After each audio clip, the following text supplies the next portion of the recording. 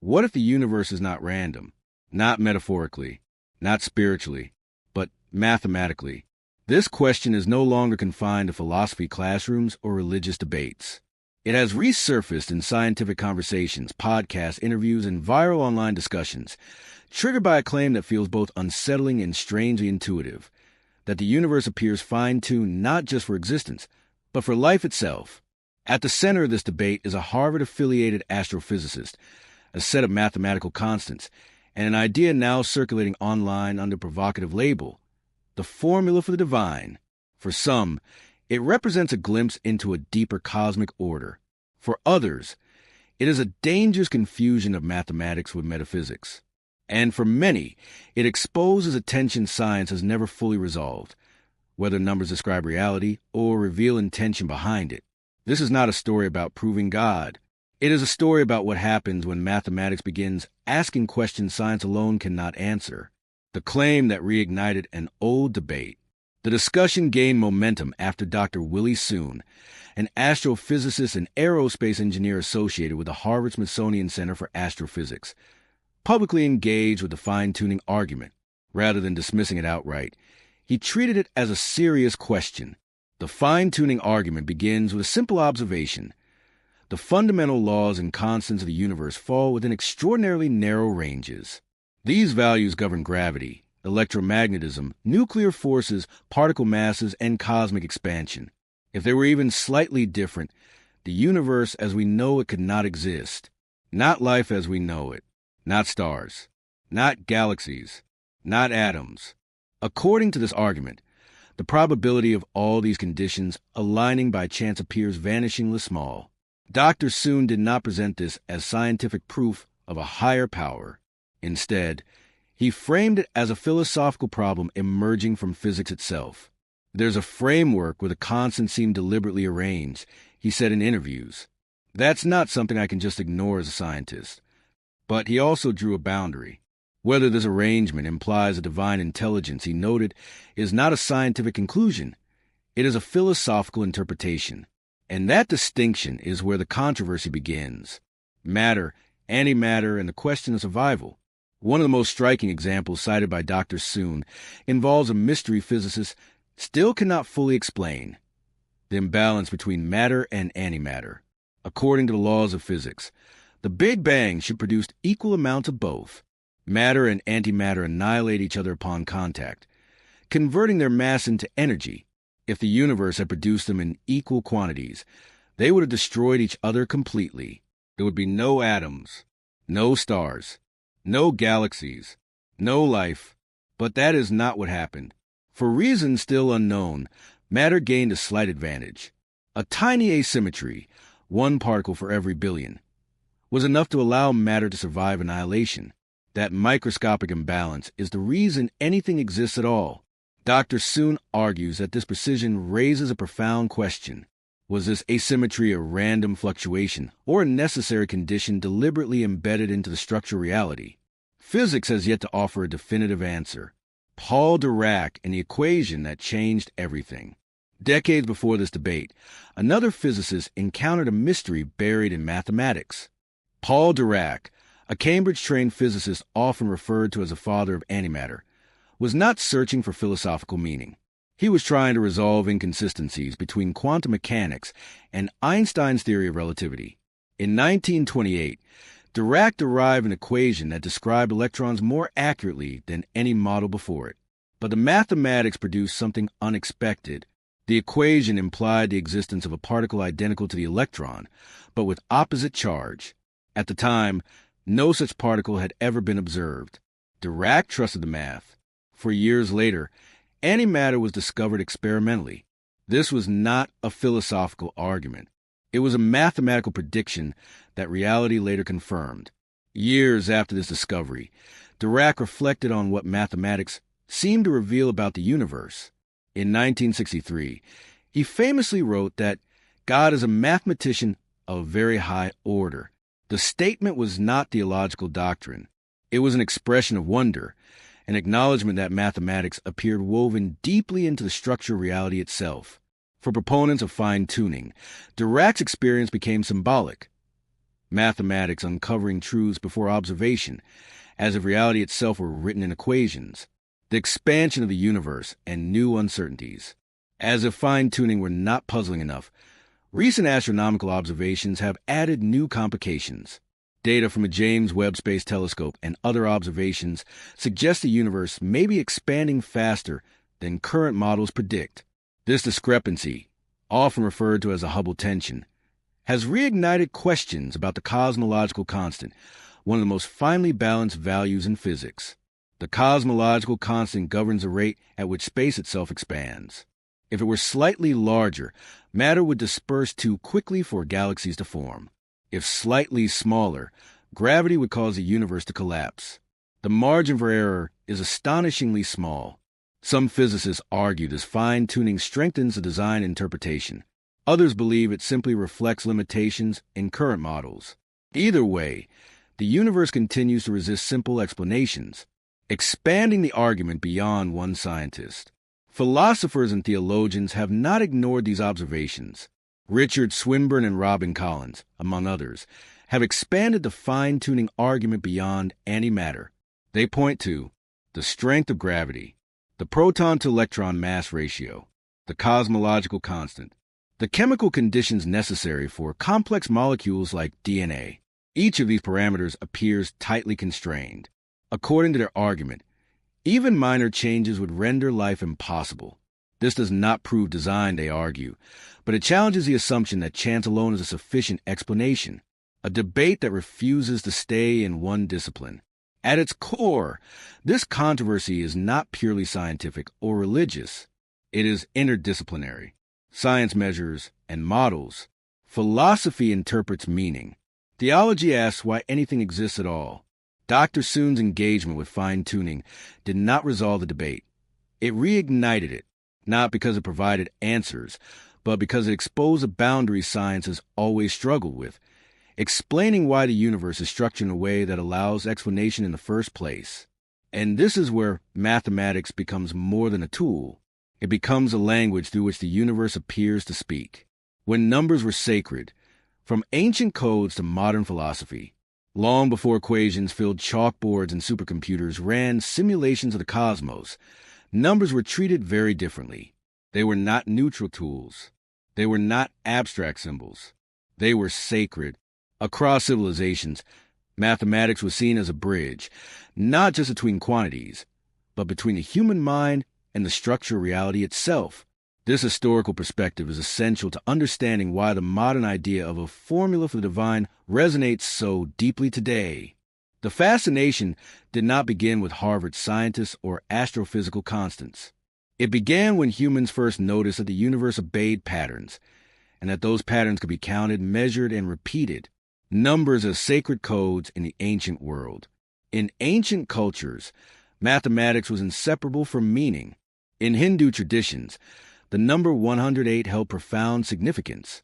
It appeared in prayer beads, astronomical measurements, temple architecture, and cosmological symbolism. It represented harmony between the spiritual, celestial, and physical realms. This was not coincidence to those cultures. It was alignment. In ancient Greece, the Pythagoreans believed numbers were the fundamental substance of reality. To them, integers were not merely descriptive. They were ontological. Music, geometry, and planetary motion were expressions of numerical relationships. An octave existed because of a 2-to-1 ratio. Harmony existed because numbers allowed it. To study mathematics was to study the architecture of existence. This worldview extended across civilizations. Vedic scholars in India constructed fire altars using precise geometric rules described in the Subha Sutras. These were not engineering manuals alone. They were ritual texts where geometry became a form of worship. In the Islamic Golden Age, scholars like Al-Khwarizmi developed algebra not only to solve practical problems, but to uncover patterns that reflected divine unity, Tawhid. Mathematics became a way to understand order as an expression of oneness. Even today, natural phenomena like Fibonacci spirals in sunflowers or the golden ratio in shells evoke a sense of intentional beauty, as if the universe prefers structure over chaos. These examples are not scientific proofs. They are cultural memory. They show that humans have long associated mathematics with meaning far beyond calculation. The philosophical question beneath the formula. As a formula for the divine gained attention online, it revived an old philosophical question. Is mathematics discovered or is it invented? The answer shapes how one interprets fine-tuning, cosmic constants, and claims of design. This debate has never been settled. Instead, it has produced competing schools of thought, each offering a different lens through which the universe can be interpreted. Platonism, the universe as a hidden blueprint. Platonism suggests that mathematical truths exist independently of human minds. Numbers are not created. They are uncovered. Under this view, mathematics is like a hidden mountain range. Mathematicians do not invent peaks. They discover them. The structures exist whether anyone observes them or not. If this is true, then the mathematical order seen in the universe could reflect an underlying reality that precedes matter itself. For proponents of the formula for the divine, Platonism offers a compelling framework. The universe operates according to eternal mathematical forms, and physics merely reveals them. The implication is subtle but powerful. If mathematics exists independently, and the universe conforms to it with extreme precision, then the question arises, why does reality align so perfectly with abstract truths? Platonism does not answer this question, but it allows it. Formalism, mathematics as a human game. Formalism takes a very different position. According to this view, mathematics is not discovered. It is constructed. It is a system of symbols governed by rules humans define, much like a game of chess. Once the rules are established, logical consequences follow, but the system itself has no meaning beyond its internal consistency. From a formalist perspective, the formula for the divine is not a revelation of cosmic truth. It is a human-created framework that appears meaningful because we design it to be coherent. Under this interpretation, the elegance of mathematics says more about human cognition than about the universe itself. Fine-tuning, then, becomes an illusion of perspective, a result of selecting constants that fit our existence, not evidence of intention. Intuitionism, mathematics as a product of the mind. Intuitionism places mathematics firmly within human consciousness. It argues that mathematical truths only exist when they are constructed mentally. Numbers do not exist independently. They arise through thought. In this view, even statements like 2 plus 2 is equal to 4 require a thinking subject to be meaningful. Applied to the divine formula debate, intuitionism raises a critical challenge. If mathematics depends on human cognition, then using it to infer transcendent reality may be a category error. The patterns we see may reflect the structure of our minds, not the structure of the universe itself. Mathematical naturalism, nature's language. Mathematical naturalism offers a middle ground. It suggests that mathematics emerges from a natural world because it mirrors physical reality. Math works not because it is divine or invented, but because it accurately describes how nature behaves. From this perspective, constants, ratios, and patterns are not metaphysical clues. They are descriptions of how matter organizes itself. Supporters of this view remain open to fine-tuning as a genuine mystery, but resist framing it as evidence of divinity. The universe may not be designed. It may simply be mathematically constrained. Why these views matter. Each philosophical stance leads to a different conclusion about the formula for the divine. If math is eternal, it may point beyond nature. If math is invented, it reflects human perception. If math is mental, it cannot access transcendent truth. If math is natural, it explains without implying intention. The disagreement is not about equations. It is about interpretation. And interpretation determines whether fine-tuning feels like evidence or coincidence. Modern physics and the question of reality itself. In modern theoretical physics, this tension has intensified. Some physicists have proposed that mathematics is not merely a language describing the universe, but the substance of reality itself.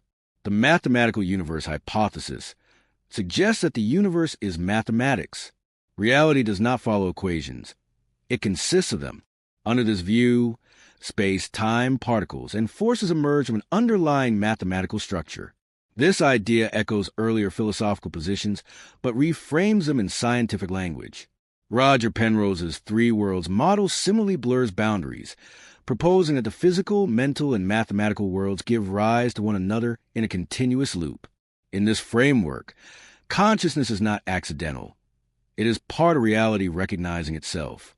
These ideas do not confirm a divine formula, but they do destabilize the assumption that mathematics is merely descriptive. Beauty, elegance, and the risk of confusion. Not all physicists are convinced. Critics warn against equating mathematical beauty with truth. Elegant equations can be seductive, but elegance is not evidence. As one physicist cautioned, when equations become too beautiful, scientists risk confusing aesthetic preference with reality. This criticism directly applies to viral claims about divine formulas. A formula can feel profound without being true. A pattern can inspire awe without revealing intention. This is where skepticism enters a conversation, not to dismiss wonder, but to prevent overreach, a question that refuses to disappear. Despite skepticism, the appeal of linking mathematics to meaning persists. Why? Because the universe does not merely exist. It is intelligible. It follows rules. It permits prediction. It allows consciousness to arise and ask questions about its own origin. The formula for the divine may not be a proof, but it functions as a mirror, reflecting humanity's enduring struggle to understand whether order implies purpose. And this struggle did not end with ancient temples or Renaissance cathedrals. It continues today in cosmology, in philosophy, and in the algorithms shaping modern life. The limits of equations. Can math ever prove the divine? As the idea of a formula for the divine spread across podcasts, articles, and social media, fascination was matched by skepticism. Not quiet skepticism, but serious, disciplined resistance from scientists, philosophers, and theologians alike. The reason was simple. The question was no longer whether mathematics is powerful. The question was whether mathematics can cross a boundary it has never conclusively crossed before, proving metaphysical truth. The scientific objection, where testability ends. From a scientific standpoint, the most immediate criticism of the so-called divine formula is methodological.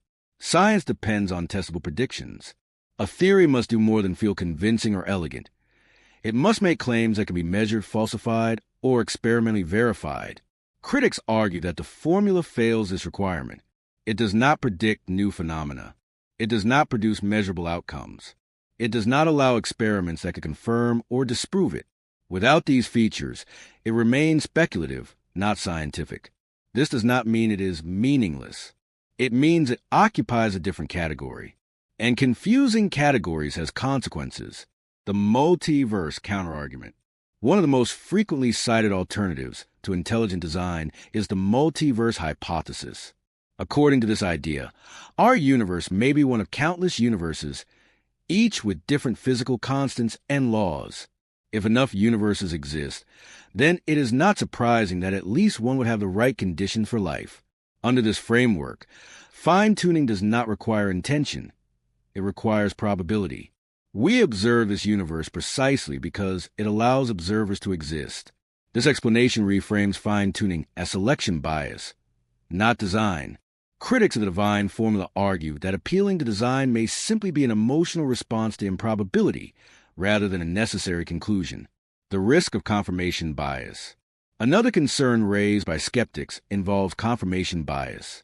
When proponents focus on certain constants, gravity, cosmological expansion, particle masses, they may be selectively highlighting values that support a design narrative while ignoring others. Mathematics allows infinite combinations.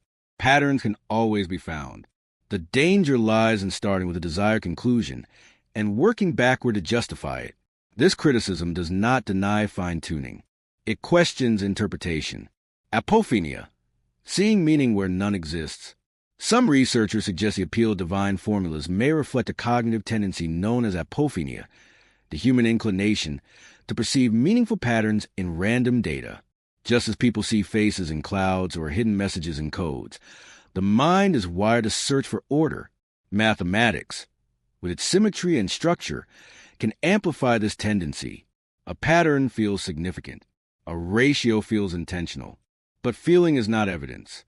This does not mean the universe lacks meaning, only that human perception is not a reliable detector of intention. Philosophical resistance. David Hume and circular reasoning. Philosophers have long warned against assuming design from order. David Hume famously argued that complexity does not logically require a designer. Order can emerge from natural processes without intention. From this perspective, inferring divinity from mathematical structure risks circular reasoning. Seeing purpose because one expects purpose. The universe may be ordered, but order alone does not prove authorship. Gödel and the limits of mathematical knowledge. Even mathematics itself places limits on what can be known. Kurt Gödel's incompleteness theorems demonstrated that within any sufficiently complex mathematical system, there are true statements that cannot be proven using the system's own rules. This revelation shook the foundations of mathematical certainty. If mathematics cannot fully prove all truths within itself, then using it to prove transcendent reality becomes even more problematic. Gödel's work suggests that some truths may exist beyond formal proof. For critics of the divine formula, this reinforces skepticism. For others, it suggests something even more unsettling, that reality may exceed what mathematics can ever fully capture. Theological objections. Can the divine be reduced to an equation? Ironically, some of the strongest objections to the formula come not from scientists, but from theologians. Many religious traditions resist the idea that divinity can be quantified. Faith, mystery, transcendence. These concepts often stand in tension with reductionism. Attempting to compress the divine into an equation risks stripping it of meaning. From this viewpoint, a mathematical God would not be sacred, only calculated. The problem of evil and disorder. Another challenge emerges from the presence of suffering and chaos. If the universe is designed with mathematical precision, why does it permit disorder, cruelty, and destruction? Natural disasters, disease, and human violence coexist with elegant equations. Critics argue that mathematical harmony does not align neatly with moral perfection. This tension complicates any straightforward design narrative, a question of interpretation, not proof. By this point, the debate becomes clear. The formula for the divine does not stand or fall on equations alone. It stands or falls on interpretation. Some see fine-tuning as a sign of purpose. Others see it as probability. Some see mathematics as reality itself. Others see it as a human lens. None of these positions can be conclusively proven. And that may be the point, why the idea refuses to disappear. Despite skepticism, the fascination persists, because mathematics does something extraordinary. It does not merely describe reality. It works. It predicts. It unifies. It allows consciousness to understand the universe that produced it. This effectiveness raises a quiet, unsettling question. Why should abstract symbols created or discovered by human minds align so perfectly with the structure of the cosmos? The divine formula may not answer this, but it forces the question into the open, bridging science, spirituality, and the future. In modern times, this tension has resurfaced in unexpected places. Discussions of consciousness, artificial intelligence, and panpsychism echo the same themes, whether intelligence or awareness is embedded into reality itself. As machines begin to simulate cognition, humanity is again forced to ask what consciousness really is, and whether it can be measured, replicated, or reduced. The search for divine meaning through mathematics mirrors this broader impulse, the desire to understand existence at its deepest level. Whether through equations, algorithms, or contemplation, the human mind continues to search for structure beneath mystery. The final question. In the end, the formula for the divine does not give an answer. It gives a choice. Do we see mathematics as a mirror of the human mind, or a window into something deeper? Is the universe intelligible because it was designed to be, or because only intelligible universes can be observed? And when we write equations that describe reality with uncanny precision, are we discovering truth or projecting meaning onto a silent cosmos? The debate remains open, and perhaps it always will.